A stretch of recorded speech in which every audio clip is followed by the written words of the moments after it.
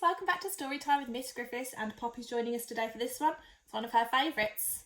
It's a David Walliams short story and it's called The First Hippo on the Moon. I will show you the pictures as we're going along with this one because it's so brilliantly illustrated by Tony Ross.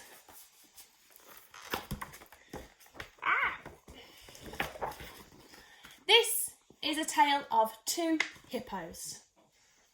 Two hippos with one dream: to be the very first hippo on the moon.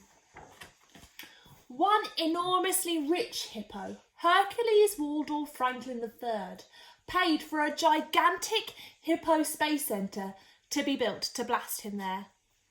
So there he is. Somebody's even making a statue of him.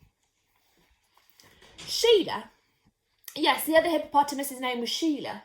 One morning she announced, "I want to be the first hippo on the moon." "But Sheila," said her giraffe friend, "you don't have a space rocket."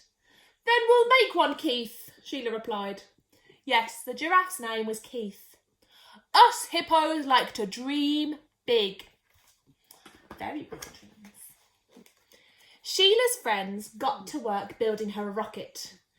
"Quick as you can. We'll help you." Tina, the elephant, brought back the biggest tree trunk she could find. Joyce, the gorilla, fetched the longest vine. And Derek, the ostrich, was given the task of gathering the pongiest mountain of rhinoceros dung. After many days and nights, the animals finally unveiled their space rocket. Well, something that looked a bit like a space rocket. A tiny bit.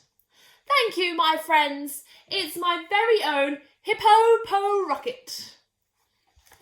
And on the side, look, it says "Dream Big." All they needed to do now was ignite the rhino dung and blast Sheila into space.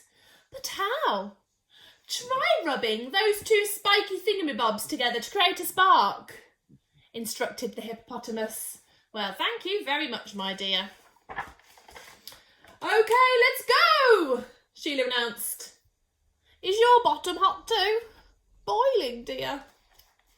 "Dream big, everyone. 3, 2, 1, blast!" But before Sheila could say off, it started raining. It rained and rained and rained. It was the rainy season. It didn't stop raining for 5 long months. The moment the rain stopped, Sheila could begin her countdown again. 3, 2, 1, blast off! The Hippo rocket shot up into the sky. It's exciting. The hippopotamus watched as the earth became smaller and smaller, and the moon became bigger and bigger. But in deep space, disaster struck.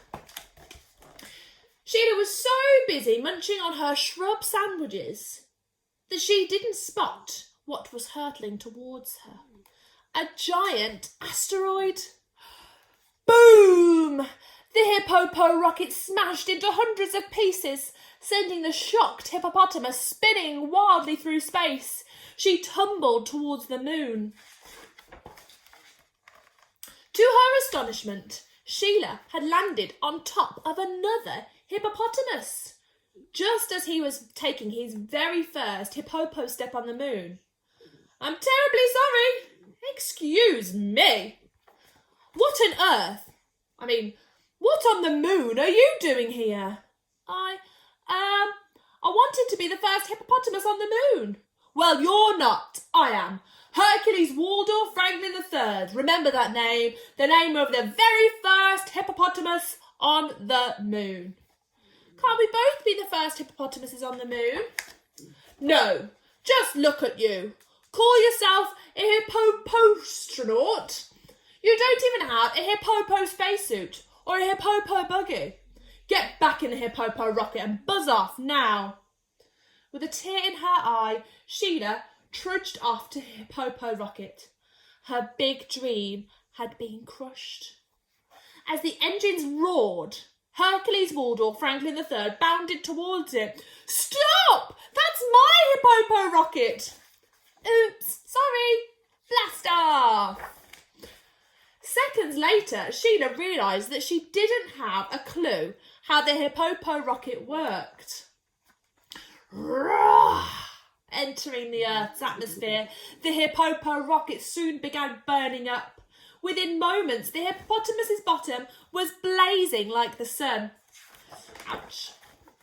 Sheila hit the earth with a giant wallop. She lay motionless on the ground, her bountiful behind sizzling like a sausage.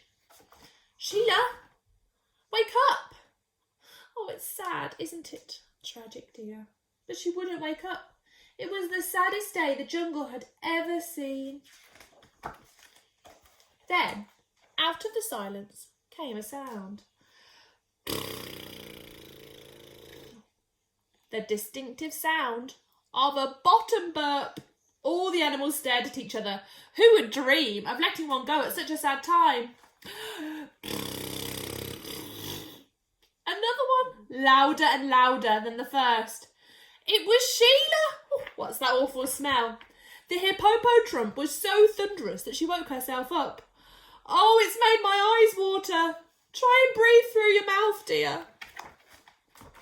Now Sheila was famous all over the world as the very first hippopotamus on the moon. Team Sheila. And she's now got her own statue here. She never mentioned the other hippopotamus who got there first. So whatever you do, please don't tell anyone. Poor Hercules, he says, not fair.